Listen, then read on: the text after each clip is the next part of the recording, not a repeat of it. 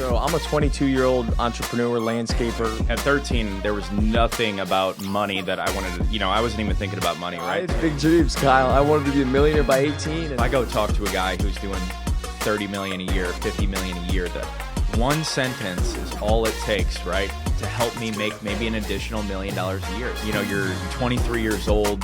I see you on private jets all the time right now. So I want you to touch on how are you on a private jet at 23 years old? How can other people like myself do the same exact thing? What's going on, everybody? This is the very first podcast. Still yet to come up with a name, but hopefully I'll have that soon. We'll be putting about 8 podcasts out every single month. If you're interested in being a potential guest, drop a comment below. Today I have Chase Gallagher here. This is my very first guest, and couldn't have a better person to come on here. Chase is a very similar guy as myself, similar age, similar industry, that sort of thing. So super pumped to have you on, man. Thank you, Kyle. Thank you for having me out here. So tell everybody, who's Chase Gallagher? So I'm a 22-year-old entrepreneur, landscaper, landscape business owner based out of Chester County, which is a suburb of Philadelphia. I got started in this business at 13, just mowing lawns. I took my dad's tractor, passed out flyers throughout my neighborhood, and gained a couple lawn care clients. And then from there, I grew that business, and eventually we upgraded the mower, trailer, a truck, and then at the age of 18, I sold my lawn list, got out of lawn mowing, and continued into project-based design and build style work. Which is called hardscape, right? Hardscape, landscape. I call it project-based because we do all of it. Drainage, design and build of patios, which would be hardscaping. We also do like your spring cleanup, your mulching, any project-based landscaping work. Okay, so going back to 13 years old, right? At 13, there was nothing about money that I wanted to, I wasn't even thinking about money, right? So I give you mad props for I was definitely trying to thinking hustle. about money. Yeah. Right, that's amazing. So what would you say was like the driver behind that? Were you trying to buy this pair of shoes or? So I was always trying to buy stuff, but what had happened is I was doing chores for my parents. I used to do like the whole house chores, and I'd get paid like $2 for a chore. And I maxed, I was doing that since 8, and I had maxed that out by the time I was 12, 13. And so I needed to produce more income. And that's when I was like, all right, I need to go out and like do something else for other people. And that's what the only thing I knew how to do was like mow lawns or pull some weeds. So For sure. I created a flyer, passed it out. And my first 2 jobs, I was actually 12 when I first did it. I only had 2 jobs that year, was a $25 lawn mow and a $40 weeding job. And the $40 weeding job took me all day, like 6 to 8 hours. But that's how I got started. And that was in 2013 or 2012? Yeah, right around there. Okay. Okay, so first off, I want to say, if you're trying to do some chores at my house, I'd be happy to pay you For $2 for dishes and stuff like that. Dude, I used to cook dinner every night. I used to like do everything, and I was getting paid like thought I was rich as a 12-year-old. So the drive, like I took that money, bought a dirt bike when I was like 10. And then I knew I needed to make more money. I had sold that dirt bike, bought a 0-turn eventually so I can mow the 15 lawns I had. And like, that's how I was flipping back then. Okay. And did you have like a lot of friends around the neighborhood, and were they like looking at you like, man, this guy's making crazy money, I want to do the same thing? Or were they just, No. You were just kind of on your own hustle? On my own hustle. It was almost, they would look at me like, what the heck are you doing? It was like kind of awkward because like I'd be driving my lawn tractor up the street and like their mom would be driving them home from soccer practice. Right. Or so it'd be like, I swear I see these type of guys, right? They have the lawnmower and they're driving through the neighborhood cutting grass. Yes. So you said that you had flyers. Were you like putting those up on, poles, or were you putting them on, doors? What were you doing there? So I watched this guy. He's no longer on YouTube. His name was Geek to Freak. I think he's out in this area. He owned a small lawn care business, and he would just post YouTube videos back then about like how to market, how to do these flyers. So I actually took his flyer from online, made my own name, and then legally you can't put it in the mailbox. So the little flag on the mailboxes, I would roll them up. So basically, my mom would print out thousands at her corporate job, bring them back. I'd sit there every night, roll them up with rubber bands and put them into garbage cans. And then, later on in the night, we would go out and we would just put them on mailboxes. And I did over 10,000, over probably 15,000 my first 2 years in business. Wow, that's amazing. It was thousands of flyers, tons of work for very little return. Okay. And so at that age, did you think that you were going to be where you're at today? Yeah, I was hoping. I know. I was hoping. I had big dreams, Kyle. I wanted to be a millionaire by 18, and I think I wanted to own a steakhouse or something by 20, or something Yeah, I know crazy. you're a big steak guy. You're always talking about the steakhouses. Yeah. So, okay, so you from 13 to what age you were cutting grass? Did you say 18? Yeah, 18. So I grew that. Obviously, I didn't have my license. We started to expand into different neighborhoods. My brother's friends were older than me. They were 3 years older than me. They had gotten their licenses. So I was hiring them to be basically the weed whacker guy and drive me around. And that's how we serviced my clients from 13 all the way till I was 16 and a half when I got my license. And how old were they? They were, when I was 13, they were 16 and a half, 17 years old. Yeah.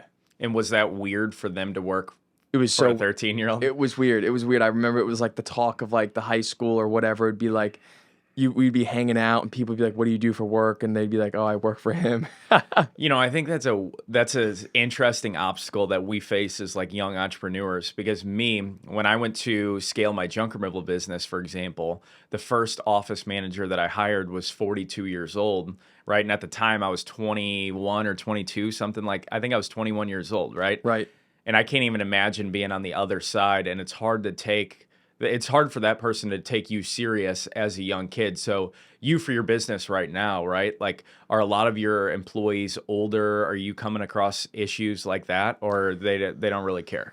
I don't think they really care. And everyone in my businesses, they are all older than me by at least like 5 to 10, if not 15 years plus, 20 years. Okay. So, and I think you gain that respect via a track record, and I think like older people see what you're doing in town, like with your junk removal business, or they see these flyers, these signs, they see me hustling, and then they see what you've built, and then that's when they're working for you. They know it's serious. It's not just some 20-year-old rolling around, Right. smoking pot and pulling some weeds. Right. You carry yourself well. You're all over social media. You're putting in the work. You're Right. disciplined, that sort of thing. They see that. That's, good to fall back on for sure. Right. So, okay, so going back to that 13 to 18 age, right? So you were doing lawn care, building up the amount of lawns that you had. Yes. And you were were you like the cheapest guy in the neighborhood, or were you that type of business? Or It was not. I mean, maybe for a year or two, but I was never the cheapest guy. I remember I was mowing lawns for $30 an hour, and there was some other guy that had a bunch more lawns in these same neighborhoods for 25, but it just wasn't really worth it. So I was never the cheap guy, even to this day. So yeah. So I know with lawn care, like I've been introduced to the lawn care business through friends and stuff like that. And I knew nothing about the industry. I know there's some big TikTokers that talk about lawn care. But when you are growing routes, we'll say, right? Yes. At the beginning, your route is going to be massive. And maybe you're driving 30 minutes to go cut a grass, and then you're going 25 minutes, right? And then over time, you try to squeeze that down as small as possible. Is that kind of what you were getting to? That's what I was doing. Now, I was extremely limited with the team I had because I didn't have my license. Both my parents worked. And I was hiring high school labor, which is not necessarily resourceful. So I really kept the business niche into 4 neighborhoods that were all right next to each other from 13 to 16 and a half. And then once I got my license, I actually convinced my mom to let me do online high school. And so it was the first year my school district was offering this. I took that. I'd gotten my license, 2 weeks before school started, and was able to convince her. And basically from there, my business skyrocketed. I would work all day growing the lawn care side, doing, projects, landscaping, come home, do my schoolwork for a couple hours, Google all these answers for the online stuff. It was like the easiest thing. Right. So what's online high school like? Because I've never, like, I don't even know if my school offered that. And I look at it right now, man, I'm like, man, my life would have been awesome at that point. I didn't have to show up at 7 a.m. to 3 every single day. So what was that like? It was really a blessing. Basically, it was the first year, so I think they didn't have a lot of this stuff down, so they're kind of loose about things. But basically, you didn't have to like sign in at specific times. You could there was basically 75% of it was literally quizzes. So you'd have to read stuff. You take a 15, 20-minute quiz on all sorts of subjects. And then the other 25% was like actual tests or like time tests or essays. And so obviously every night I would just Google like Quizlet, I'm sure you've heard of, would have a lot of these answers, or I'd text my buddies that were in school like, yo, and then they give me the answers, or I'd hire my buddies to write my essays. That was the biggest thing. So what you were saying, you were cheating. 100%. Hey, this isn't going to go to your teachers. Let it go to my teachers. Yeah. Down east. Yeah, well, it ended up working out well for you, apparently. 100%. So I actually have one of my clients, and he's in the staining business, right? Stains fences, decks, that sort of thing, but also does pressure washing. And when we onboarded him, he said he was doing the same exact thing. That was the first time I ever heard about it. And this guy's doing like $40,000 a month. I just can't even imagine that type of money, at such a young age, having that freedom as well. And still at that time for me, I wasn't even really thinking about starting a business. I wanted to start a business, but I lacked clarity on what it was that I was going to start. Plus I didn't have the right people in my corner that were like, hey, you should go start that business, right? All I knew was get the 9-to-5 job, right? Go to college, get a job that's going to give you a pension and a 401k and, all these different things. Right. So were your parents entrepreneurs at all? No, they're both corporate people. They both went to college. They've only ever worked in like a corporate structured business. So they were very similar. Their whole thing was go to college, get a job, blah, blah, blah, blah, blah. And like I would just, I just saw money coming in my account and I fell in love with it and I love to work. So that's what I continued to do. Okay. Were you reading books or like where were you learning? Yeah, so YouTube was huge. I mean, Geek to Freak launched my business. I used to watch Keith Kalfas on the weekends and like study. I mean, he'd be like crying on YouTube videos about how hard the landscaping is because he'd work till dark. We all experienced this in the beginning of our businesses. So I learned a bunch of stuff on YouTube. And another thing I wanted to say, in 7th grade, I read Rich Dad, Poor Dad. And basically, this whole journey started with, I want to start getting into real estate like everyone does, but you have no money. So I started a business, and that's what started all of this, was that book. Okay. I don't even know the book was out at that time, right? I think I read it my senior year, maybe a little bit after that, right? And that's kind of what introduced me probably to becoming that entrepreneur. That was like the start for me. I feel like that's the start for everyone, is reading Rich Dad, Poor Dad. Right. So any other books that would you say had a big impact on your success? So after I read Rich Dad, Poor Dad, he has like a conglomerate of books from like different authors and stuff. I read those. I don't necessarily remember all of this stuff. That's why I stopped reading. It's very hard for me to retain that kind of thing. Right. Yeah. Are you still reading books today? I am not. Okay. No. Yeah, I want to be a book guy, honestly, but it's just like every single time I want to get into books, I'll go on Amazon and I'll like look at the bestsellers and I'll buy 20 and then I'll read one and then I haven't touched the other 19 and then I'll do that over and over and over again, and I've just collected books over time.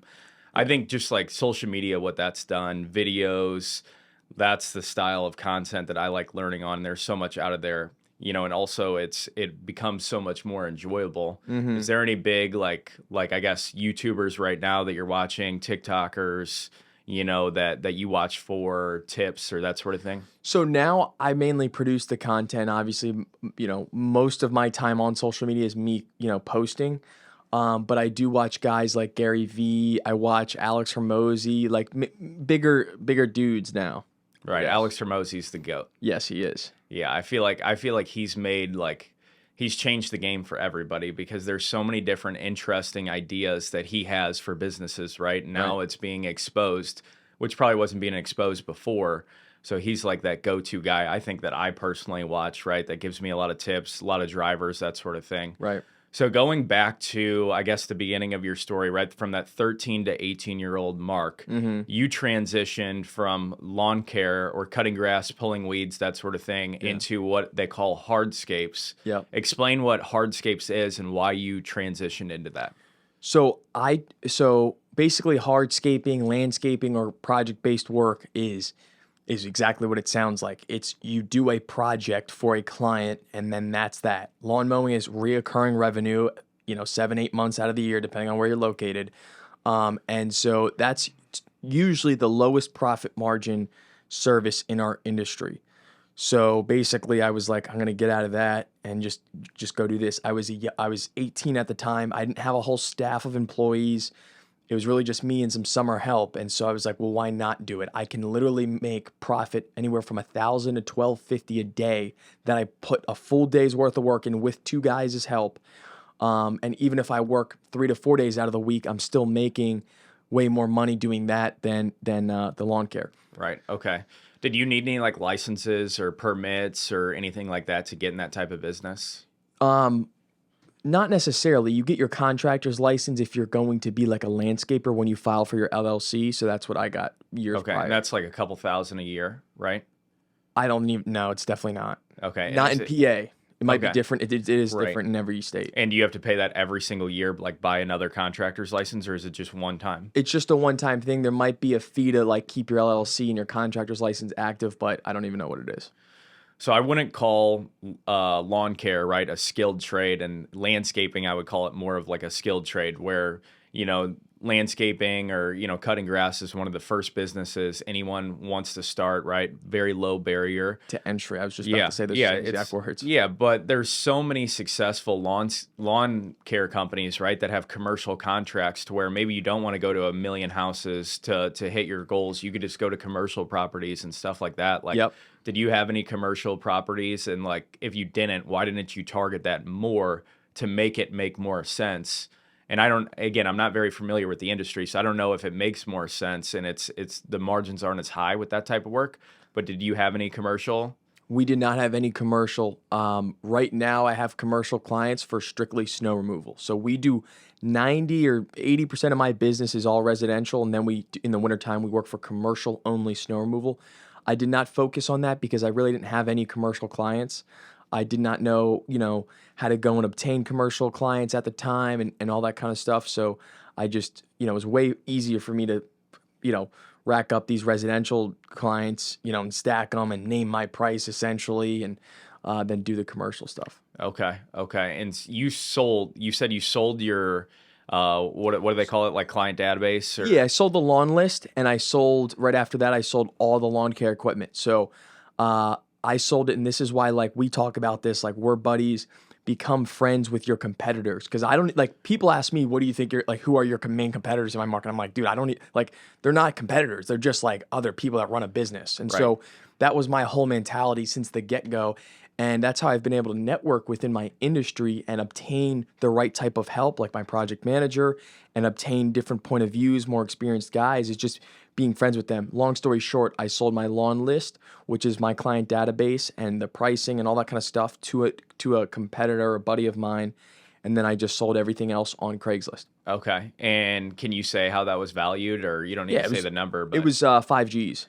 Okay. And that was including the equipment? No. That was just the list. Basically, I was like, it was a very simple deal. I was like, listen, dude, we're going to do one email blast a month before the season starts. We're going to drive around. I'm going to show you the lawns. Here's all the pricing. Here's what you'll make a week. And literally, he was like, all right, I'll give you 5 bands cash. And we signed a little. It was a good deal for him because if your business makes 15 to 20 a year, which I thought you said before, right? You're getting a 4X return on your money. So at the time, I think I had, let's say, 28 lawns or 32 lawns or something. So he bought that. So he was easily going to rake in $125,000 easily in revenue from the lawn list. Okay. You should call me next time. I would have bought that. Don't buy it, Kyle. Don't buy it. It's because I shouldn't get into the lawn care industry. It's not worth your yeah. Okay. Yeah. So I sold that. Then I sold my 2 mowers. Let's say I got 10, 12 grand for that combined. I sold the lawn trailer. Got another like 2,500. So I think I walked away with like 15 to 18 Gs. There might have been some other equipment that I sold. Okay. Something I wanted to go back on is like how your competitors should be your friends. And there's nothing that drives me nuts more than like competitors who just like talk shit or, they say certain things about your company. And it's just like, I just can't believe that they do that, right? One time when I started my junk removal business, we're all competing on social media, right? Who's going to post in what groups and how many times they're doing it, right? And you see that other guy posting 3 times a day. So you're like, I'm going to go post 4 times a day. And I remember seeing this one guy in St. Louis posting a lot. And I DM'd him and I said, hey, man, great job at marketing. And he said, why are you DMing me your competition? Right? And started saying all that stuff. And I was like, all right, I know who that guy is, block. Yep. But I always tell everyone, like, make your... You never know when you're going to need your competition's help, right? So what goes around comes around is what I like to say. So if there's a job I don't want to do, so say there's a newer junk removal business here in St. Louis, and maybe I've been in business for 3 or 4 years. We get a project that we can't handle because we're maybe too busy at the time. Maybe we can subcontract that out to a competitor. Right. Right. Or it's filled with bed bugs, cockroaches, and stuff like that. And it's just not something I want to do at the time. Right. But a newer person in the business wants that opportunity to where I'm like, hey, here you go. Right. Right. But you can't have that if your competitors are your enemies. You have to work together. And people always talk about competition too, and they hate their competition. Right. And they're worried about their competition more importantly, right? Mm-hmm. And for me, the way that I looked at it is like, all I need to focus on is being the best version of myself, and I never have to worry about competition ever. And that was always my mindset, right? But that people can't wrap their head around that. Right. So is that kind of the way that you think as well, or? Dude, I'm just like, I'm a friendly guy. I mean, I'm sure you've seen me in social settings. I just kind of smile and want to talk to everyone. So I don't really think of guys of competition. My own buddies have landed jobs that I've bid on and all this kind of stuff. And I see it on their Instagram and it's like, all right, they got that client. Like, it is what it is. But I just want to be friends with everyone. It's a part of the game. It's a part of the game.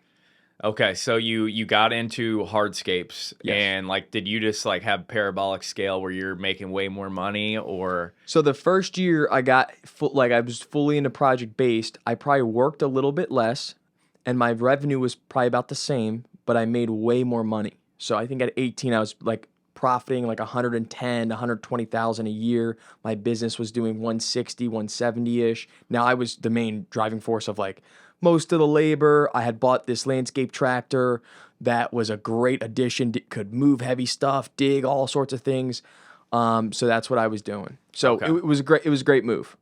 At 18 years old, making $110,000 a year. I mean, at that time, that was my goal, right? In 40 years, maybe at 40 years old, that was my goal, was to make $100,000 a year, because that was right? I thought that you were rich making $100,000 a year. Right. And I didn't know the difference between wealthy or rich, those two terms, right? So I even thought that making $100,000 a year, you were rich.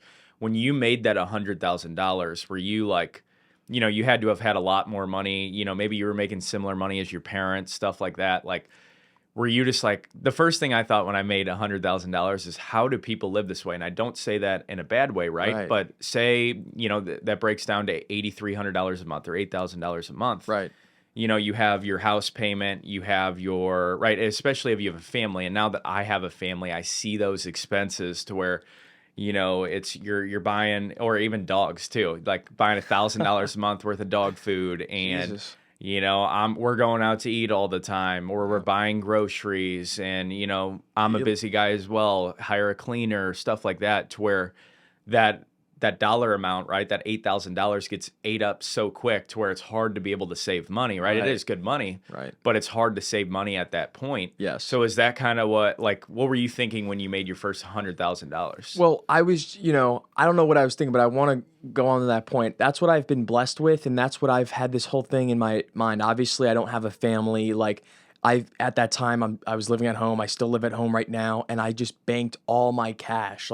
The strategy I used right now, at the end of the month, I wire all my profit into a cash account, and I just sits there, and I don't buy anything with that money unless it's real estate or some sort of investment. So I've been using that strategy since 16. And so what was your question? So basically, what was it like making your first 100K? What was your thought, right? My thought was I needed to make way more than that 100K, because I couldn't see myself really growing wealth that way. Right. Yeah, I think it was that. I specifically remember back then, after the spring rush, and I seen how much money I made doing project based, and I see what I was on track to do the rest of the year. I was like, damn, I could literally just run a landscaping company 4 months out of the year, make $100,000, and then go, live in Florida or whatever. That was my thought back then. Keyword back then. Yes. Yes. I feel and that's the thing. Andrew Tate says something like, hey, if you teach somebody, and I'm not going to say the specifics here because I don't want to be blasted on social media this way, but say whatever. You teach somebody how to make $1,000, right, an hour. Most people out there are either going to, there's two types of people. There's people that are going to work 18 hours a day, right, make $18,000 a day. Or there's people who are going to make, they're going to work 2 hours and be like, great, I don't need to work the rest of the month, right? So you were kind of at that point at the beginning, right? Where Right. you were like, oh, I could put, less work in at this point and make X amount of money, which is still more than most people make, right? Right. I can't even imagine like if I was, obviously I'm a parent now, but looking down at my kid who's 18 years old making $100,000 a year, and most parents maybe they make 100K, maybe they don't, and kind of for me when I was living at my mom's house for a long time, and I started seeing success in junk removal, and I think she started to like get a little, I don't think she got mad or anything. She was obviously proud of me, but I started to make so much money, and she could see that I was making so much money and I wasn't paying rent. Right. She was cooking me dinner every single night, all these different things. I had a Shelby GT500 in the garage. Right. Another crazy thing is like, I obviously lived at her house, had a stepdad, everything like that. And basically it was a 3-car garage. And since we were removing junk, I was on the trucks every day. So I could see what was going on in the truck, what I could resell. Right. And I would take everything I possibly could back to the garage. Right. Right. And it would be full, 3-car garage, even extended. And I would have 4 sectionals in there, dressers and stuff like that. And then they would come home, nobody could park in the garage. And I was like, I got to get rid of this stuff tonight.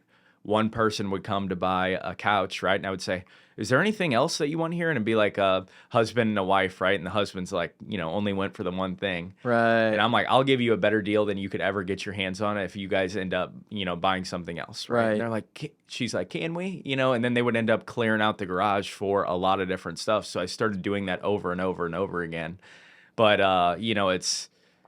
I just can't imagine being a parent, and seeing your kid make that amount of money. Right. Yeah, and I think similar situation. I lived in a single parent household, so my mom, she would help me do my books at the end of the year at that age, and she would see the revenue. I don't think she totally understood what all I was like profiting out of it. But then you would see like, little, like she'd go out to dinner with her friends, or she'd be talking to her friends in front of me, and she'd be like, yeah, he makes more than me. Like, you know what I mean? Like, cause they're like, at that age, everyone's like, oh, are you going to college? What are you doing? What's your plan? And then she'd have to like get that in just so, and it Right. was a proud thing for her. Yeah. She'd go clean your room and see $100,000 in cash in the dresser. No, I kept it. I kept my money, in the right accounts. Yeah, there you go. So hardscaping, like that's like when I think of hardscaping, I'm thinking of like retaining walls and like what else does that account for? Other than Patios, walkways, retaining walls, boulder walls. That's all. Any like stone or paver type of thing.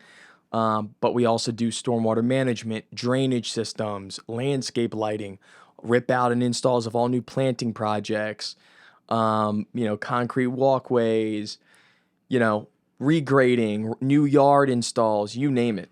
Okay, and that's like a skilled trade in my opinion, right? I don't think I could just pick up a shovel and start doing that tomorrow, right? Right, and most of that stuff all takes machines to do, like all that stuff. Yeah. I don't even think I could grab a machine and start building a retaining wall, right? I'd probably need a lot of experience or watch some YouTube videos. So where did you learn how to do this type of work? So in the beginning, this is a great question because everyone asked me this. In the beginning, it was just myself and YouTube, and I literally would do most like mulching stuff, trimming. I'd replant like 4 boxwoods, right? And then some tall grasses. And my suppliers, I would be asking them questions every single time I'm in there because they were experienced people, and they'd be giving me little bits of knowledge. And then I just slowly, gradually got into bigger projects. One person wanted a paver walkway, and so I was like, all right, I can do this. It was like 10 feet long, and I had a curve. Thinking back, it was not a good project, like compared to our quality right now, but I just did it. And I also had, so going back to 15, 16, I worked for this other landscaper part-time. I had my business. He needed help, and I was learning from him as well.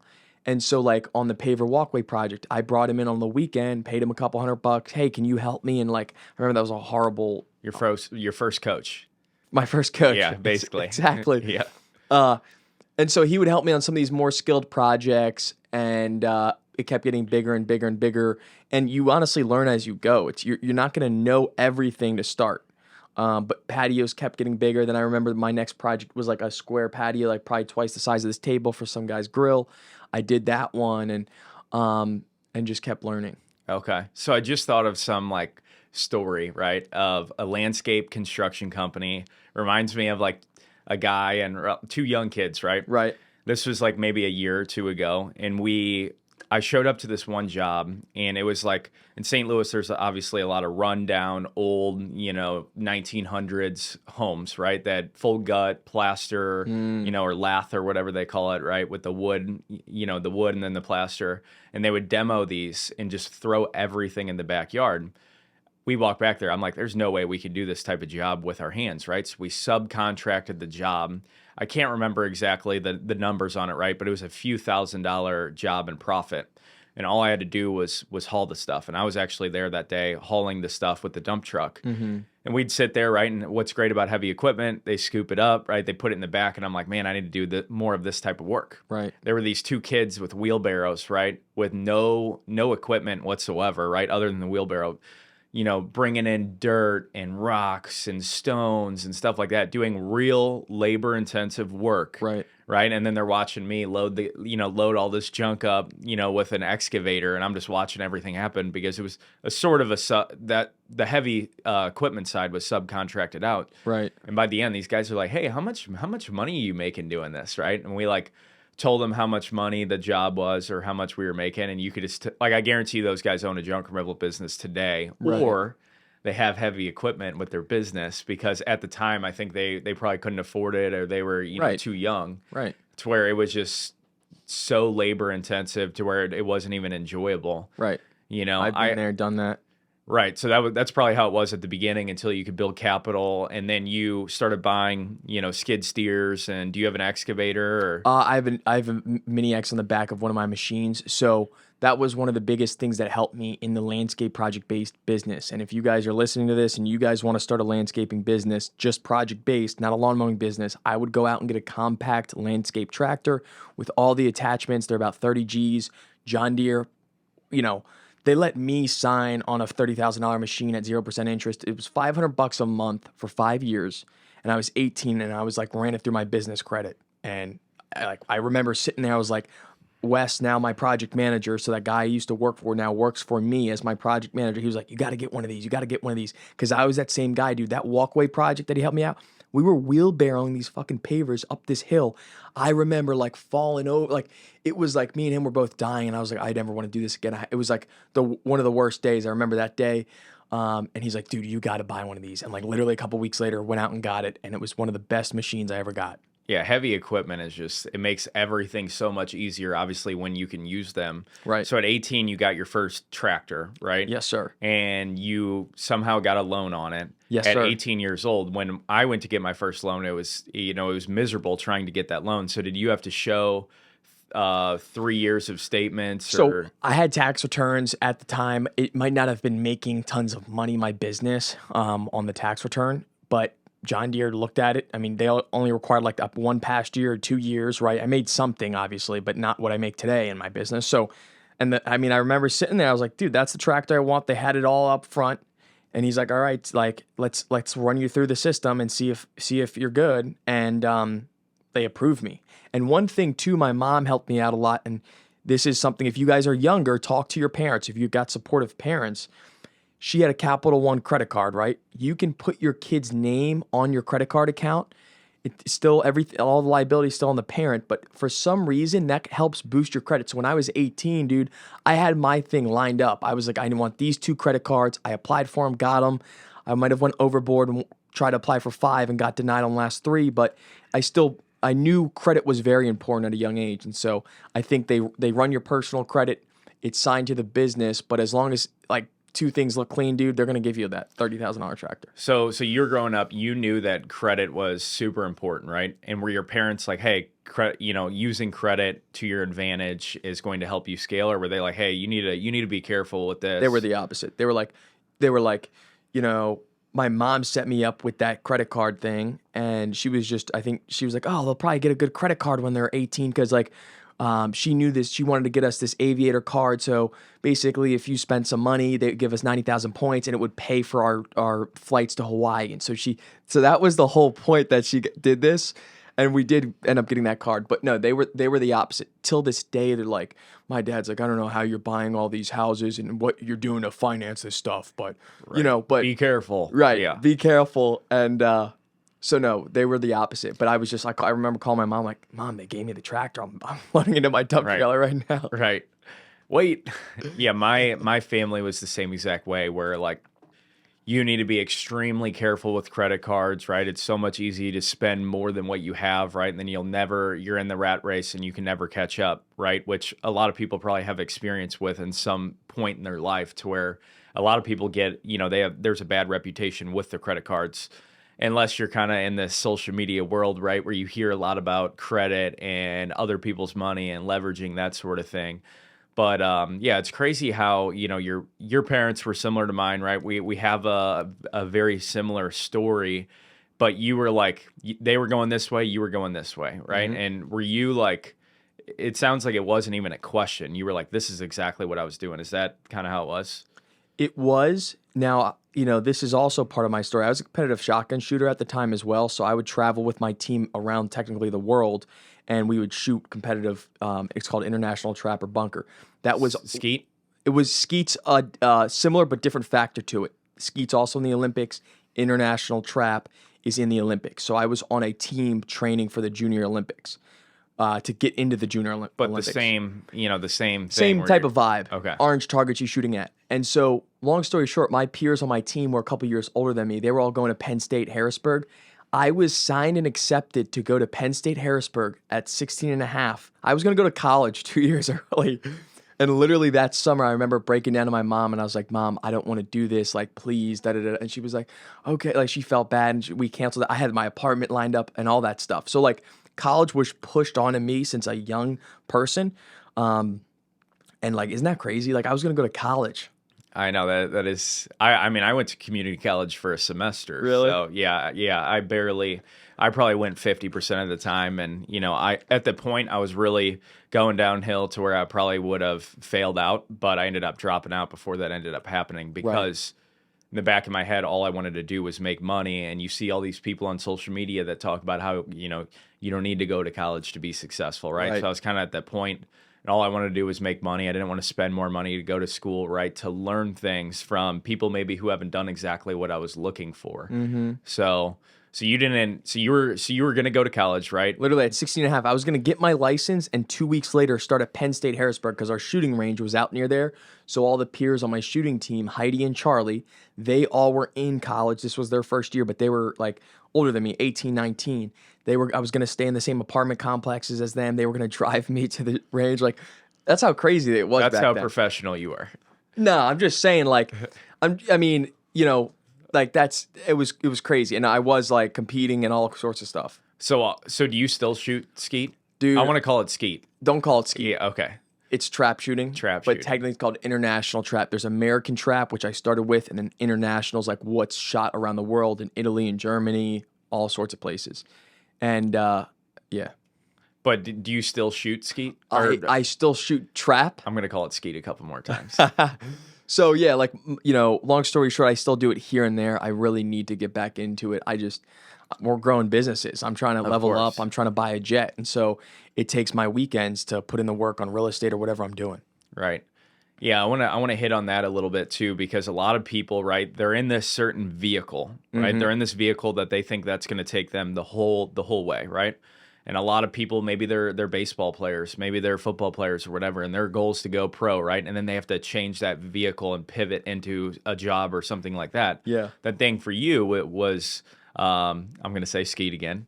It was skeet, right? And then you pivoted and realized, hey, this isn't like, I need to go make some real money, right? And you started the landscaping business. And I had started such printing. big fear back then. I remember thinking like, dude, I don't want to go to college. I remember like I was going to have to give up my lawn care business. Like I was going to be in Harrisburg, like not making money. And I just was like, this is not the route I want to go on.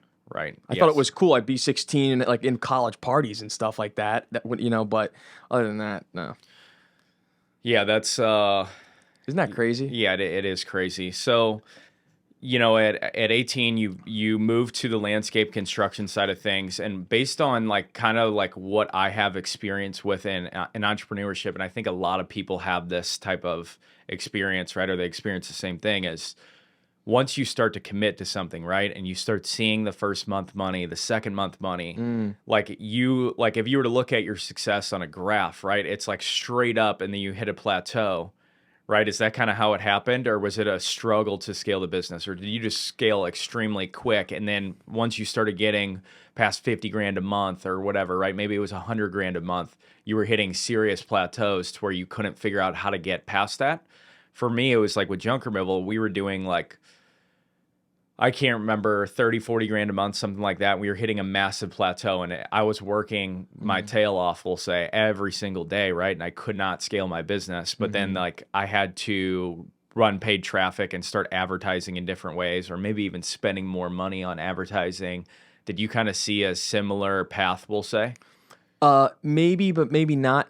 I've been able to almost like double the business since I got into every year since I got into landscaping. Now, this year might, it'll again say almost. So maybe I'm like, so if I'm doing $1 million a year, a double would be I'm doing $2 million this year, right? I might come in at 1.85, but it's things like, so I've been able to do that. There's definitely been struggles. There's been time, you know what I mean? Credit card debt stacks up. You got your payroll. I mean, I'm running a business with, almost 10 employees and payroll every week and equipment payments, all that kind of stuff. What would you say were the biggest challenges that you faced along the way that maybe made you question, hey, is this something that I want to do, right? At the time? Because I've had many of those obstacles where I'm like, I want to, give up or whatever.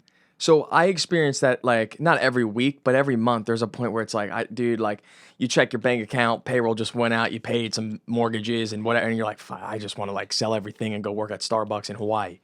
But my biggest struggle to this date was I was diagnosed with a rare kidney disease in second grade, lived a pretty normal life up until 18, 19 when my kidney function started to drop. And so basically I was told at like 18 and a half, 19-ish, I would need a kidney transplant. And that's when I was like growing this business. I was like, I felt on top of the world, graduated, I was making 120 grand, like things were up and up. And so, I didn't know how long I had. And so, long story short. It got to that point. Yes. Okay. Like, yes. So like, you start at like, let's say I was at 70 and my doctor was like, hey, listen, your function's dropping rapidly. Once you get below 20% kidney function, you get put on a national kidney registry. So if someone dies, they're going to call you whatnot. But that's 8 years out, just an FYI. So like, that's why if people want to donate their kidney, it's super important. Like there's 60,000 people that need kidneys in the US right now. Regardless of that, I was told that around 19. And so, I was in this spot at the time where my project manager, he used to own that business. He worked but basically sold his small business, just the equipment, and worked for a bigger outfit. But he got pissed off at this guy. It was early March. It was right around the time I was being told this stuff. And so I like jumped it and I was like, I'm going all in. And I hired this guy for a lot of money at the stage of business. I was probably doing $300K in revenue at the time. His salary alone that cost the business with workers' comp was over 120. So, basically I went all in and hired a project manager. I had an assistant at the time and basically, it kept getting worse, obviously. And so luckily my dad was approved to give me his kidney, and literally within a month or two, like I created these processes and systems and trained my guy on how to do estimates and my assistant how to type them up and send them out. And like my business ran by itself for 3 months. And that was probably one of the hardest parts of my business because I got to the hospital, a lot less revenues coming in. It was the end of August. And so that's when our business tanks. And so that was a struggle point. That was the biggest struggle I've dealt with thus far. Right. I think, I give you like that's, incredible to be able to get past that. Right. And I can't even imagine that. So, but also I want to say, like, I think you should talk about that more, right? Because there might be somebody out there that experienced something similar, right? Maybe it's not the same exact thing that, has given up, right? And they were like, this is it for me. Right. And something in my business, which is nowhere near what that was, right? I want to make that clear. Yeah. But everyone has their own struggles and stuff. Yeah. But I broke my ankle, which made me physically incapable to do any labor. Yep. We misbid a job, right? It was like, it was dark in St. Louis in a neighborhood I did not want to be in an alleyway, right? and I was with my employee. We misbid a job probably by $600. Like, it wasn't profitable. I was so mad at myself. And I was carrying this cabinet that was shaped like a, like a cheese. It was like, Okay. like the circle with the slice cut out. It was like a corner piece or Yes, something like yes, that yes. that maybe twists around. Okay. And it was giant, right? And I'm holding it. My employee at the time was like, "Hey, do you need me to help you with that?" And I'm like, I'm so pissed, and I'm like, "No, I'm good," right? Right. If I even replied, I don't remember. And we didn't have a lift gate or a ramp or anything like that. I stepped off the box truck. I broke my ankle immediately. I didn't know I broke my ankle. I thought maybe I twisted my ankle or something like that. I'm like blacking out. I just kept blacking out over and over and No over again. I'm way. like telling him, "Get the job done. We got to get out of here. Let's get the job done." We had to transfer these cabinets to a whole different property as well. Like, we had to go to multiple different places. And I told this guy, like, "Hey, we're done. We're not doing this anymore. Like, here's your cabinets. You don't need to pay us," that sort of thing. Like, I have to go, right? And I kept on standing on my foot, just blacking out. And I'm like, "Dude, I can't drive." And my ankle was so swollen. We had to drive 50 minutes back to the storage lot to park my box truck there, where my mom picked me up, went to the hospital. Right at the time, that was where I got the most, I was making the most money I ever have. That was the transition between me. It was 5 months after me starting my business. So I started to make real money. I had a little experience, right? Right. And I felt like it was all taken from me that night, where I had to decide. It was like, I wasn't worried about my ankle. It was, what am I going to do with this business? Right. I have to either shut it down, or I have to hire people to do the work for me, right? And at the time, I wasn't that advanced to where I didn't see the value of hiring employees, Yes. right? I wanted to do everything myself and make the most amount of money. Mm-hmm. And I ended up asking that of one employee. I said, "Hey, man, do you think I've taught you enough, or you've learned enough to be able to run a truck, right? And for the 2 months that I'm going to be out?" He said, "Yeah, I think so," right? And I was like, "Okay." Found another person, and then I started bidding jobs in bed. And so I laid in bed for the next 2 months, literally the next 2 months. Like, basically every single day I was laying down, right? And from there, that's when I really learned how to value my time more and do a higher paying skill, right? That's going to make me worth more per hour, right? Because if I do the labor itself, we'll say I'm worth $15 to $25 an hour, in my opinion, if I was to do the work, right? Because if I hire somebody to do the same exact thing, that's what they're worth. Right. But then I transitioned to only generating leads. So I focused on leads, social media. And that's when I took social media extremely serious. Right. Not like posting videos for the most part, but just On the posting in Facebook groups, yeah. stuff like that. And that's when I scaled my business like crazy. And I would say that's the best thing that's ever happened to me. So you have that instant, like, Yes. "Oh my gosh, what am I going to do?" Is that kind of like, after you got through that, did you start scaling your business like crazy? Dude, yes, and now that I look back at it, as crazy as this sounds, I look at it right now as a blessing, right? I've obviously been through it. It is what it is. I look at it as a blessing because the perspective I have now at 22 years old, like what makes me happy is like the simplest things, and my team got through that. We all got through that, and so yeah, I actually look at it as a blessing. Yeah, that's amazing. How many team members do you have right now just for CMG Landscaping? 8 or 9 Okay, 8 or 9, and those are all full-time people? Or? full-time individuals. Okay, and that's including your operation manager. Yeah, so that's my assistant Corey, my project manager, operations manager Wes, and then the rest are laborers. And they're all W-2, I would imagine? Yes. Okay. And where are you finding these employees? Because a lot of people have issues around the United States, right? And maybe they could scale their business, but employees is always a problem. Where have you found your A players to help scale that business? Yeah, so what I did was like an Alex Hormozy vibe. You'll hear him talk about this. And I didn't know what I was doing at the time, to be honest with you, but I hired from the top down. So I hired a project manager, or foreman at the time, and we had 0 laborers. And I was like, "Yo, dude, we're sitting at like restaurants, like talking over pay and shit." I'm like, "Your responsibility is going to be finding labor." Like, you know what I'm saying? And he had years of experience. So basically, the right people, the right Spanish-speaking individuals, and there's certain community leaders. And so, not like community leaders, but family leaders, so to speak. and he found my now foreman Victor, and then from there Gotcha. Francisco, and then all the rest of the crew keeps piling in. So I'm going to assume that you ended up hiring that person, right? Because that's the person that you needed, right? And you hear what Alex Hormozi is talking about, how hire from the top down. Mm-hmm. But I'm sure that at that point you weren't necessarily thinking, I need to hire from the top down, or were you? Because something like that, I feel like, is very experience driven, right? Like and then business and then you end up experience. hearing it 3 years later, 5 years later. Like, wait, that's what I did. That's Yeah, it. Yeah, I yeah, saw it yeah. on Alex's podcast. But yeah, so I hired from the top down, dude. It was one of the best things I did. And other business owners, that's sometimes their biggest mistake is like they see them making themselves 100, 150 grand, and they're part labor, they're doing this, they're doing that.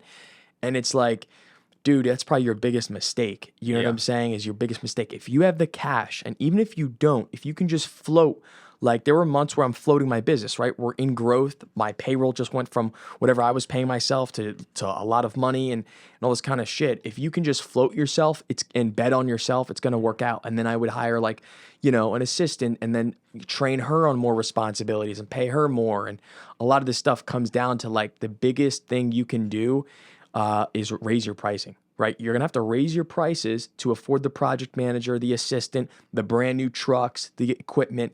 So if I could say one thing to these guys that want to scale to businesses like we have, is just raise your pricing first. That's probably one mistake I didn't do, right? I hired this guy, I started hiring these teams, getting a machine. All of a sudden, I bought the land next to me, and I didn't know it was going to need an $85,000 skid steer to develop it, and I'm buying all this shit, and I didn't really know my numbers. And so, knowing your numbers first. Every entrepreneur's problem. Yes. So I want to say something, because you said raise your prices, right? Yes. And I want something that had major impact on my life was my parents owned a bounce house business, right? Where they would buy inflatables. It was called Big Fun Inflatables. They'd buy these inflatables, right? And then it would just drop it off at their house. They'd come back and pick it up later, charge per hour or whatever. Right. So they started this business probably in around 2007 or 10 or something like that, probably during the recession time, I would imagine. Maybe a little bit after, I don't know. It's been a long time. But they started this business, and they weren't entrepreneurs. They didn't probably have any friends that were entrepreneurs or anything like that. Right. There were already bounce house businesses out there. And what they ended up doing was they basically undercut all of the competitors out there. Ugh. Right. So what ends up happening when a company undercuts everyone is all those other companies have to drop their prices to be able to compete. Right. So that one of the competitors called them and said, hey, yeah, you're like, and they were crushing it. I will say they weren't like making crazy money, but like they were staying extremely busy, but they were also, cheap per hour, we'll say. What I think of when I hear that, and not that I'm bashing on your parents at all, because landscapers do this all the time. They're always asking, "What are you charging? What are you like, dude? You're just creating a headache and hassle and a less paying job. Like I'm sure they had full-time jobs or something, and they were doing this on the side. Yeah. Like you're just taking away family time. You're taking away vacations, and you're probably getting paid at the end of what's your real net when you lower your pricing. Right. And, I think at the time, it really depends. It's easy for us to say that, right, based on the amount of money that we've made. But when you make significant less, right, that extra $500 in a weekend can make a big impact on somebody's life where they think it's the best thing ever. But really the major thing, part of that story, right, a competitor called and said, hey, you're taking a lot of the market share. What you need to realize is for us to compete with you, which we have to drop our prices to be able to take some of that business back, right? So then that opened up their eyes to where they started charging more money. And if all the landscapers out there, right, if all the junk removal companies out there, if they quit undercutting themselves and we all stuck together, right, and we charge the prices that we should be charging, we're not sticking it to anybody, right? We're just charging the prices we should be charging. It would be much easier to ask for those prices in the market, right? And that would be the going rate. But there's always those people who do it for free. Yep. There's always I don't even know how people there's people that do junk removal jobs for like $50. And I'm like, you can't even dump a load for that. Like you're obviously dumping it on the side of the road or, and people really care about money for the most part. Yes. Well, I don't want to cut you off, but here's a lesson that, again, as if who's ever listening to this, and if you're just getting started, If you're in a low barrier to entry business, you're going to deal with that all day long. Lawn mowing, junk removal, bounce houses. That's why I got into this landscaping project-based work, because it requires an $85,000 truck, an $85,000 skid steer, like $20,000 dump trailer. So if you can get yourself in a niche that's a lot harder to enter, you need capital or credit, that might be good. Do you agree with that statement? 100%. Okay. 100%. And I love how, like, in the past, right? If I were to make a post today and say, hey, I'm looking to hire somebody for $20 an hour, I'm just going to everyone's going to go off on me in the comments. That's what happens. I don't know if it's ever happened to you. And they're like, oh my gosh, I can't find somebody for $25 an hour, right? Like You're under, what do you expect, right? So basically, like, hiring these employees, right? Like, we want our employees to make a lot of money, or the people on our team to make a lot of money. But in order for us to be able to pay them more, we have to make more money, right? So charging more money is going to give us the nice equipment, right? That doesn't break down every single day. Exactly. Or giving them the apparel that they need, or buying them lunch, or buying them water on the jobs, right? The more you can give back. Yes. But the same people who complain about this are the same people that aren't willing to pay a dime. Oh, exactly. That's a whole class of people that I don't want to associate myself with, and those are not my clients at all. But I want to say this too to other entrepreneurs that might be listening, and they're trying to figure out how to build a team, and a good team, or at least a decent team that's going to show up every single day, work till the job's done, get shit done, is all of that correlates. It's one big picture. And so if you're trying to build a team, you need to market your company and your vibe and your energy, and then it all comes together. So it's a variety of things. It's pay, obviously. It's attitude when you're showing up and talking to your team. It's what type of equipment. I know like how it works in the landscaping industry. When my guys pull up to the gas station and they see the 4 other guys every morning pulling up, and they're in the brand new truck, it helps them out a lot. They're in the brand new skid steer. They're not dealing with breakdowns. Like, all that comes together, and that's how you can attract a good team. Right.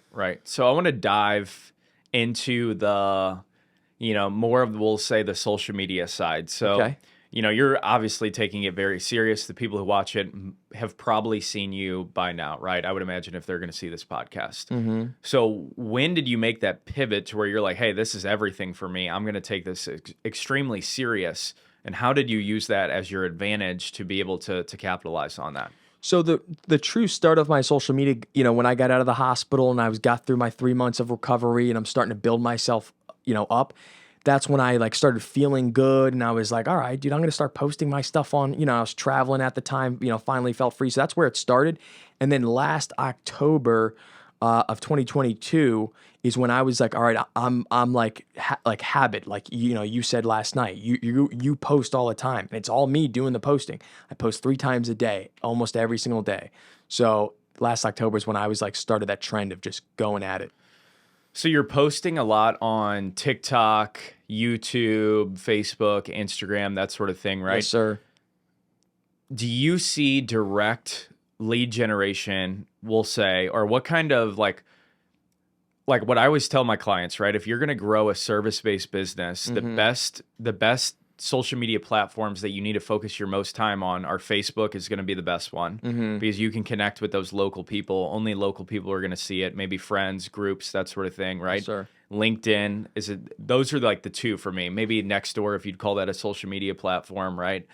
But you're posting a lot on TikTok and other platforms where you post it and somebody in Japan might see it, right? Yeah, literally. How do you think you're even do you think that you're making money off of the content that you're posting on TikTok or Instagram with strictly your landscaping business? No.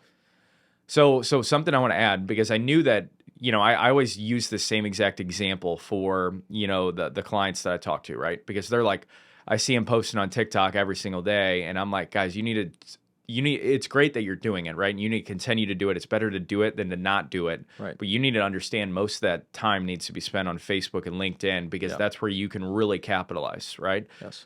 So you told me a story, which I tell this all the time to my clients. Again, if you're going to create videos on TikTok and stuff like that for a local service-based business, you need to go in with the right expectation of, hey, I'm probably not going to land job. Like, this isn't going to make my phone ring overnight for somebody who's looking for a retaining wall, right? It's going to happen at some time, and I'm sure it has happened. But the opportunities, the doors that open for you, right? Which I don't want to go into exact specifics here, right? Because I don't know the details on it now, but I know that you've landed opportunities from people who see your TikTok content who say, hey, I might be installing pools in that area. Would you be interested in subcontracting this type of work out, right? Yes. It's where you're not, that's what you should expect, right? Yes. Those are the doors that are going to open up. And most people are going to go into TikTok, stuff like that, and they're going to post a couple times. They don't get leads, that they never do it again. But look at that kind of opportunity, and whether that worked out or it didn't, those are going to continue to come over and over and over again. 1000%, Kyle. And, we're starting to develop ourselves into businessmen. I feel like we started as hustlers. What's the next job? Can I make $1,000 on this project and go hang out? Whatever it is. As you realize how business works, it's the more relationships, the more people you can meet, have a conversation with, and start and shake a hand with, and they know who you are, you know who they are.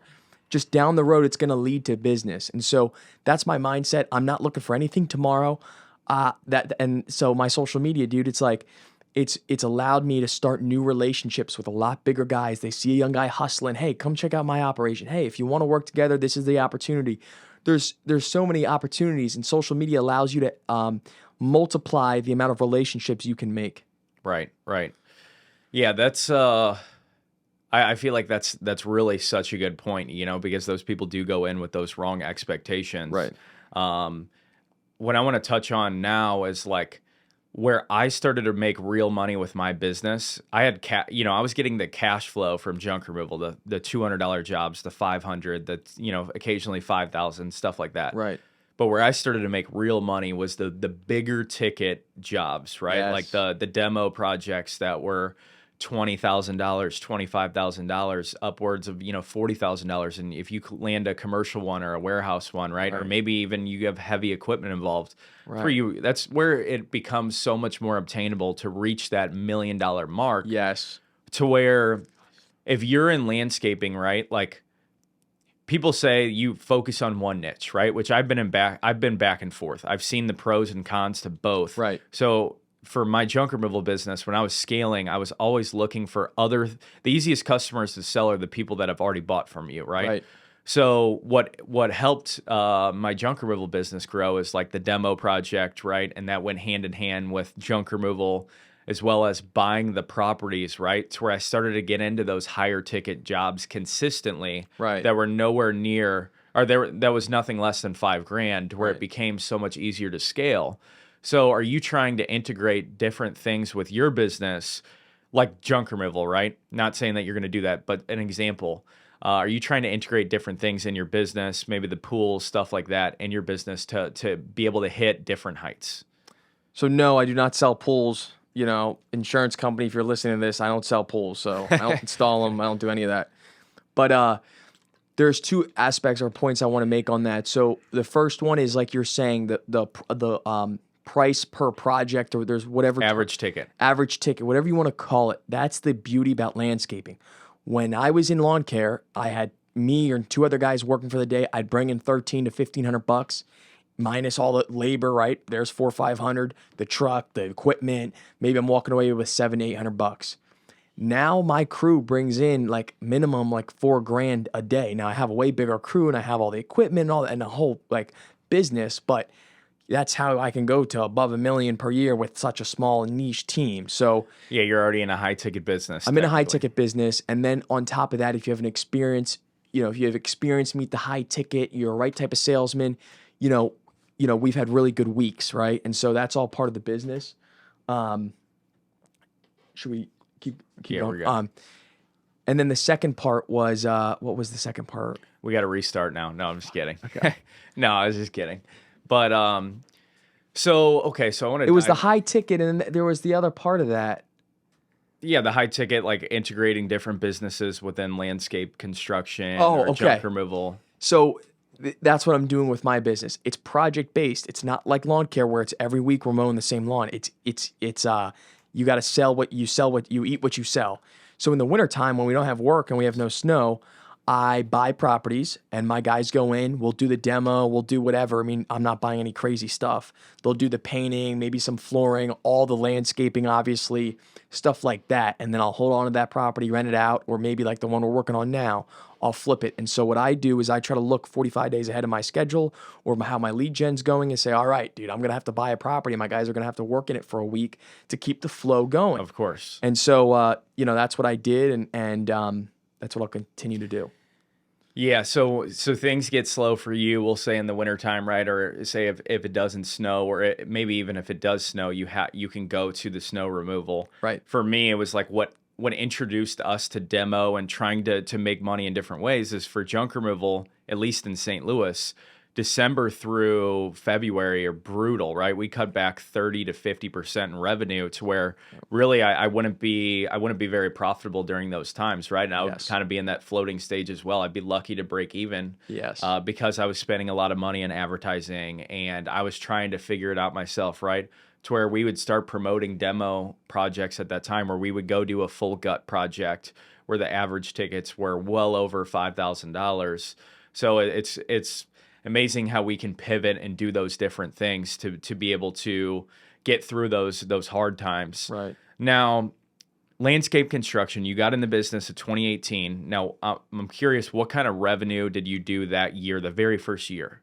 Yeah, so I want to say it was like 2019 or something, but that doesn't matter. I think my rev that first year was 160,000, 170,000. It was like between the 150 and 170. Obviously, it's cash business. A lot of it's cash, so you can't, do all that. But yeah, it was like that. And then the next year, I think we did or maybe it was more. What did you do? What are you projected to do this year? My question was really going to be, what did you do the first year, and what are you projected to do this year? Yeah, maybe it was 200 or 250 because I remember bringing on the guy, or maybe it was 180. Wes was like, "What do you do in revenue?" And I'm like, "Oh, I'm like 250," and I'd like bump, you bump it up 50 G's because I don't want him to think I can't afford it. You know what I'm saying? Yeah. But now we'll do at least 1.8, if not 2.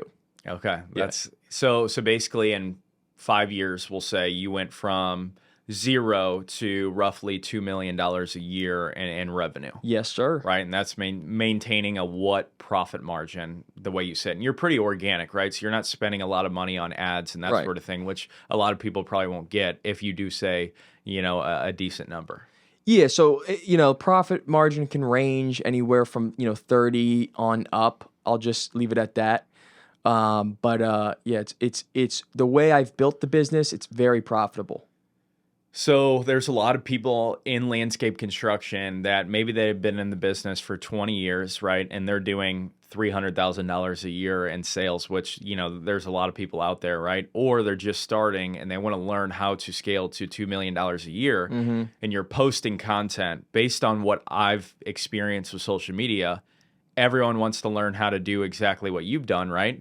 And I've passed up so many opportunities in my life, like so many, that at this point in my life, I don't want to pass up any more opportunities. Oh, okay. To where when 1,000 people ask me, "Hey, will you show me how to start a junk removal company?" Right? It's like, that's another business, because when you find a need, right? You find a problem, you want to create a solution, and that's another business model that you can get into. So I know that you have CMG landscaping, right? And then you have CMG University. Yes. So what kind of made you pivot into that online product coaching space, and how's that going? So it's going great. And what made me pivot is, like we just said, I just started posting on social media last October. I was, a 21-year-old doing $1 million a year in my landscape project-based business, no lawn care. And guys, a lot of these guys, they understand that that's where the money's at, is in the landscaping projects, but they have so much fear to hold on to that lawn mowing.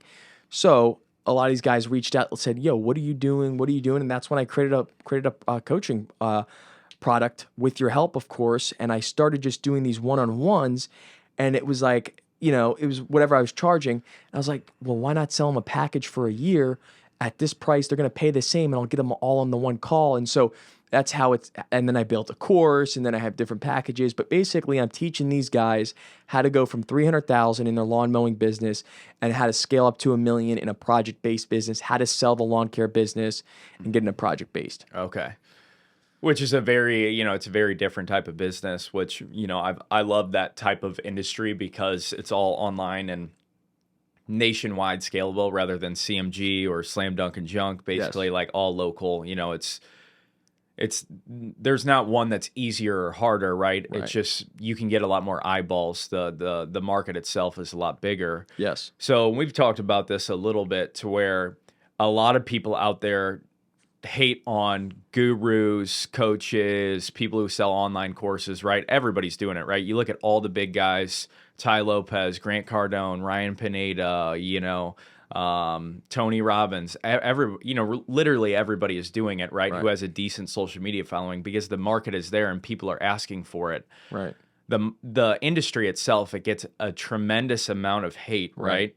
Which, you know, obviously I get a lot of hate. You probably get hate too. Oh, 100%. So what do you have to say about the people who are like, hey, what makes this guy credible enough to be able to become a guru? Because I'm doing the same thing. I haven't figured it out myself. Yeah. So, you know, it's less about like who's a guru. I don't even consider myself a guru. It's like, here's what I've done. If you're trying to do this, that's what my coaching program's for. So I'm teaching them what I know, all the strategies, the this and that, how to manage money, how to market, how to hire a team, when to hire the team, who to hire first, all that kind of stuff, equipment, all that kind of stuff. Yeah, it's at the end of the day, you can only sell things. You can only sell products, services, whatever, to people who are interested in your services or even need those services, right? And I've already seen the testimonials. You've already posted them of your clients that have got the dream car they've wanted or have scaled their business, right? And at the end of the day, that's all that matters, right? 100%. I would take 100 haters to get that one person that's like, hey, man, you changed my life, right? So I guess getting into the mentor space now, you know, when did you spend your first money on a mentor? Who was it, you know, and what were you trying to learn out of that? I mean, the very first course I bought was a little while ago. It was that guy, I forget his name, but he was doing the Airbnb arbitrage. I spent $1,200 on his course. It was in the wintertime when I'm bored. I always have a new business idea in the wintertime. And that was like the first thing. And so was this recently or? This was years ago. I was probably 18. I think I was 18. Airbnb arbitrage was a thing in 2018? Yes. So you wouldn't have to buy the house. Right. You just talk I'm trying to think of who that was. He went on Grant Cardone's podcast or whatever. But so yeah, and then I paid many mentors. I've paid real estate mentors, business coaches. I've had real more experienced people not necessarily coach me like I do on my Zoom calls, but say, hey, maybe think about this. And I took a leap of faith and went and did that. Right. So I hired growing up, like spending $5,000 or 25 grand or 50 grand, you know, maybe even 100 grand on a mentor, somebody who's extremely successful, you know, helping you get to maybe the level that they're at, right? Right. Having the conversations themselves with these people are conversations me and you cannot have, right? Me and you have great conversations, but if I go talk to a guy who's doing 30 million a year, 50 million a year, that one sentence is all it takes, right? To help me make maybe an additional $1 million a year. It's the craziest thing. It's hard to describe. Yes. Right. When I spent, you know, my first mentor, it was for real estate. It was 10 grand, but the following was probably the one that made the most impact for me. It was 5 grand yacht mastermind, right? I want to learn how to build my social media. And there were sentences there. I was basically paying $1,000 an hour to be on that yacht. Right. There was mentors there, right, that helped mentor me to get to where I'm at today that would say one sentence that have made me multiple 6 figures, if not 7 figures. Right. So do you when you have conversations with these people, is there always that that one sentence that they give you that's just such a click where you make a certain pivot in your business and it's like a life-changing thing? 100%. And like maybe it's a sentence, maybe it's a conversation. I remember I was down in Miami earlier this year. I was on my mentor's yacht and had this $25 million house and the whole group was there and I'm having conversations and I was like the only guy without a Rolex there at the time, which does, you know, watch doesn't matter, but I'm getting around people that are here. I'm here, and all I'm thinking of is like, I need to level the fuck up. I need to charge more and level the fuck up. And so, you know, just having that energy coming back, hitting the spring rush, you know, you copy and paste. You know, one of the biggest things, right, that I think maybe would help you grow your audience, right? Content itself obviously gets there, which you're doing that 125%, but collaborating. Finding ways to collaborate with the big guys, right? Right. where I learned like from Russell Brunson, the Dream 100, and just like this is the way that I interpreted it. But basically, like finding those people, you try to create your own audience, right? So there's a landscape construction audience out there, right? Right. You probably have a very loyal audience right now. And you try to create your own audience by posting content and stuff like that. And people follow you, they like your stuff, right? They send you DMs, stuff like that, where we make it way more complex than it actually should be. If I was a real estate investor and I wanted to grow my brand and everything was based around the niche of real estate, Right. I could go collaborate with guys like Grant Cardone and Ryan Pineda and Austin Rutherford and all these different people, Right. which in return is just going to help me grow my brand and give me the audience that I need. But the hard part is how do you collaborate with that person, Right. and how much money is it going to cost? Right. So like, this guy, right? I wanted to go live with him. I was like hitting him up every single day. Hey, can we go Instagram live, right? Can I hop on one of your lives? And he had about 300,000 followers. And I would post content all the time, right? And I would gain followers and I lose them all. And I Right. gain them and I lose them. And I was just at a massive plateau. But when I started collaborating with these big time players and I went on that live, right? That's when it opened up my eyes. Right. I was gaining a follower a minute on that live when I've never done something like that on even any post that I've had and be able to retain that audience, right? Or going on different podcasts, just like you are right now. Like you should Right. be able to get different followers because you're tapping into my audience, Right. right? And they're all interested in service-based businesses. Right. So that's something that's made a massive impact, I would say, on me growing my brand overall. No, I definitely needed to collaborate way more with different people, and whether that's in a podcast form or just doing a live or tagging a person, whatever the vibe is, I need to do that more, 100%. And I'm sure you get invited to be on podcasts all the time at this point, right? And I get asked to be, once I went on the first big podcast, it was like I was getting asked every single day, hey, do you want to come on my podcast? Something like this, brand new podcast, right? I can't tell you, hey, Chase, we get X amount of views a month, to where you're like, hey, this is worth my time to come here, right? Or fly out from PA to Right. STL, right? Right. Some people I've communicated with now, they're like, how many views do you think it's going to get? I'm like, all right, you're probably not right for the podcast because it's literally brand new, right? And I feel like I've got to that point where I wanted to pick and choose, and I felt like I was too good to go on some of them, because they weren't getting enough views. When I feel like lately I've been thinking, I need to go on every single thing that I can possibly, That's every how I am, opportunity, yeah. right? Because I don't want to miss those opportunities. And that one person that you need that could potentially change your life might see that podcast that gets 36 views. Yep. Or that video that gets 36 views. Yep. So, but one of the last things I want to dive in here Yeah. with you is the private jet. So obviously I know you very well at this point, Right. and you talk a lot about owning a private jet, and you're 23 years old. I see you on private jets all the time right now. So I want you to touch on how are you on a private jet at 23 years old? How can Yeah. other people like myself do the same exact thing? Right? Maybe how much money do you think you even need to make to be able to have that opportunity? But also, I know that you want to buy one. Yes. And what can you tell us about like your plans to be able to get that jet? And be able to maybe turn it into something that can, pay for itself for tax advantages, that sort of thing. 100%, Kyle. That's the main reason I want to buy a jet, is for the tax advantage of it. I think this year you can write off 80% of the cost of the jet. It used to be 100%. Joe Biden changed the cost segregation laws, whatever. I'm 22, and so I started flying private at 21. And basically what, you guys at home can do the same thing, is you can buy a jet membership and get on these jets. I want to pause you real quick. Yeah. Brad Lee has the bomb that he drops on his podcast. I need something like that because I would have just dropped it for you. Why? 21 on jets. Yes. Yeah. So yeah, I started flying, back last year, honestly, last July. I was flying private, and one location to another on these light jets. It wasn't any G700 or whatever, but bought a jet membership. They have different options. You can charter your own jet. That's pretty expensive. Sometimes they have $5,000 an hour, something like that. at least. Yeah. Okay. Like if I Depending on the size, if I wanted to go to Philly to Sarasota and back on an 8-person jet, would be about $40,000 both ways. Or total. just one way. Yeah. Total. Oh, 40 okay. Gs. 20 both ways. Yes. Okay. So, so I just got creative, brother. And like a lot of these jet companies, they have hot flights sometimes, and they say, hey, if our jet's landing in Philly Airport and it's going to Boston or something like that, do you want to hop on? It's like, hell yeah, I'll pay the money and hop on, and I'll go to Boston and fly commercial back is usually what I do because it's like a one-time thing.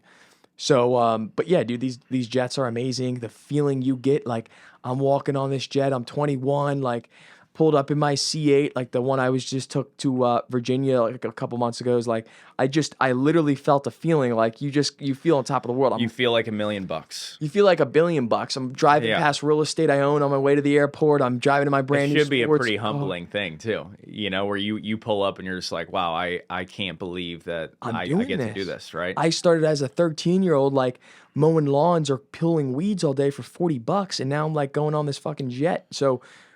It's an amazing feeling when you're up there. Like I write down my goals. Like it's just crazy. It's a blessing. So I'm really motivated. I've been wanting to fly private since a young person, probably 18. I didn't think it was obtainable. Then I got into these jet memberships, bought one, and started flying private. And now I'm like, all right, I need a jet of my own. I got a private airport 15, 20 minutes from my house, and I want to go wherever I want to fucking go.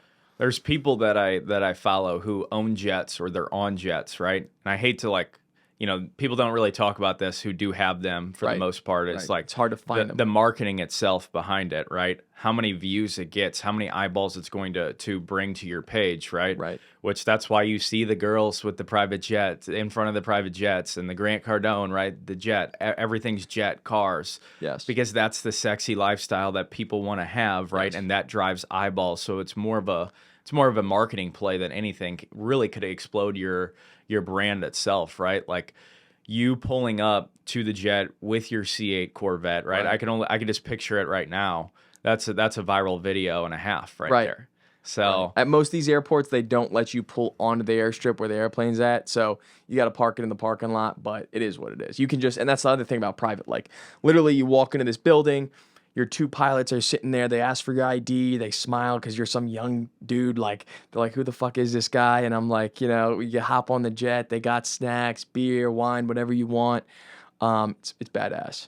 I love that. Yeah, and I don't do it for the views. To be 100%, I do it because I just you love it. Like you have extreme passion. I have extreme passion. But you might as well go for the views. Well, if you got one, or you're there. 100%. I'm paying for this shit. I want to get my value out of it. Of course. So. Going into the aspect of you can have these memberships, it's not necessarily as like you send a text and you tell your pilot to pull your jet up out of the airport. Like that's where I'm trying to get at. And the light jets I'm looking at are anywhere basically from $1 million to $3 million.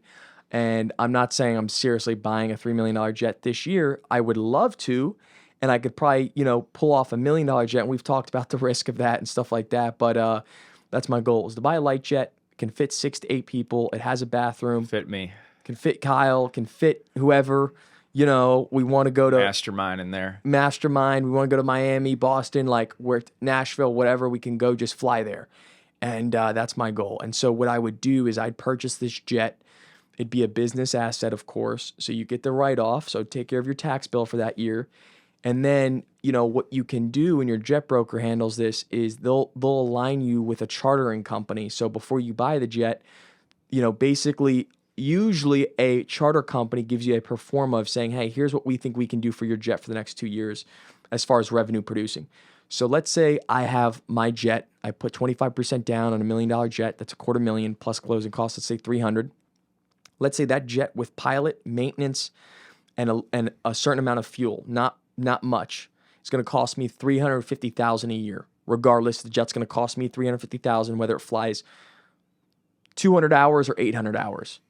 Maybe that's not 100% correct, but regardless, I can pull in about the same amount that it's going to cost me in chartering. We just said it's 4 to 5 G's for a light jet per hour. If my actual cost on a Cessna is $1,850, I'm making, the chartering company takes theirs.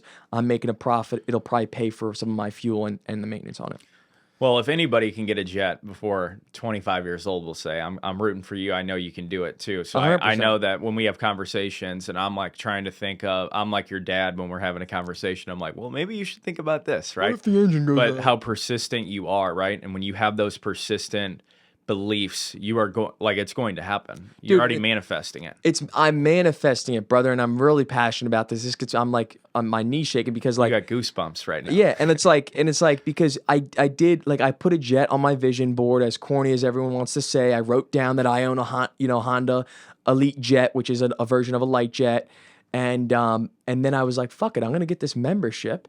And I'm going to experience it. And I heard all my mentors say, once you get in it, you feel it, you touch it.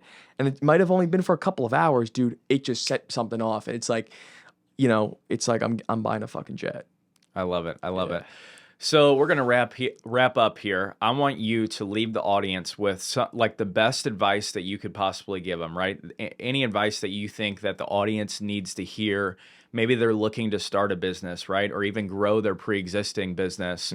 Or maybe they have a similar issue that you had, right? That was a setback that you turned it into a positive. Yes. What can you leave them with that's going to move the needle for them? And also, where can people find you?